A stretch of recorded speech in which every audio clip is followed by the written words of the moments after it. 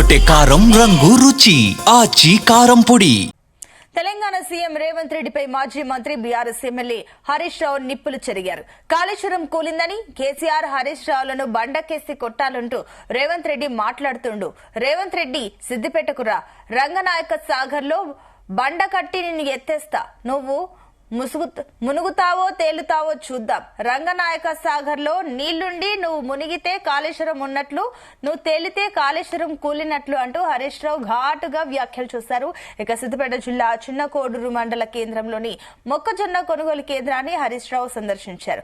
రాష్ట్ర వ్యాప్తంగా మొక్కజొన్న రైతులకు బకాయి పడ్డ 450 కోట్ల డబ్బులను విడుదల చేయాలని డిమాండ్ చేశారు. గతంలో కేసీఆర్ ప్రభుత్వం చీరలు ఇచ్చింది, రేవంత్ రెడ్డి ఒక్కసారి కూడా ఇచ్చి గొప్పలు చెప్పుకుంటున్నారని ఎద్దేవా చేశారు. ఇక రేవంత్ రెడ్డి ఓటు అడగాలంటే మహిళలకు బకాయి పడ్డ 60,000 డబ్బులను ఇవ్వాలని హరీష్ రావు అన్నారు.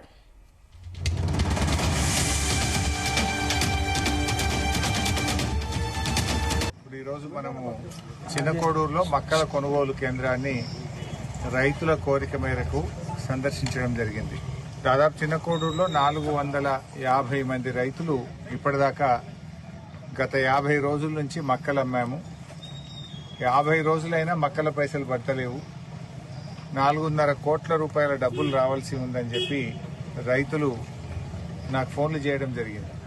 నిజంగా పరిస్థితిని సమీక్షిద్దామని చెప్పి ఈ చిన్నకోడూరులోని మక్కల కొనుగోలు కేంద్రం దగ్గర ఆగడం జరిగింది. ఇవాళ రేవంత్ రెడ్డి మాట్లాడితే రైతు ప్రభుత్వం అని మాట్లాడుతున్నాడు. ఇవాళ రాష్ట్ర వ్యాప్తంగా 49,000 మంది రైతుల దగ్గర మార్కెట్ ద్వారా మక్కలు కొన్నారు. దాదాపు 450 కోట్ల రూపాయలు ఈ రాష్ట్ర ప్రభుత్వం మక్కల రైతులకు చెల్లింపులు బకాయి పడ్డది. ఉత్తమ్ కుమార్ రెడ్డి, రేవంత్ రెడ్డి గారు మాట్లాడినప్పుడల్లా మేము 48 గంటల్లో రైతులకు డబ్బులు ఇస్తున్నాం, పంట కొన్న 2 రోజుల్లోనే రైతుల అకౌంట్లో డబ్బులు పడతాయని హైదరాబాద్ లో కూర్చొని మాట్లాడుతూ ఉన్నారు. నేను మాట్లాడుతున్నది మక్కల కొనుగోలు కేంద్రం దగ్గర రైతుల మధ్య నిలబడి మాట్లాడుతున్నాను. 50 రోజులైంది మక్కలమ్మి. 50 రోజులైనా మక్కలమ్మిన డబ్బులకు ఈ రోజు కూడా డబ్బులు రావడం లేదు. రెక్కలు ముక్కలు చేసుకుని మక్కలు పండిస్తే ఇవాళ వరకు పైసలు రాని పరిస్థితి ఏర్పడ్డది.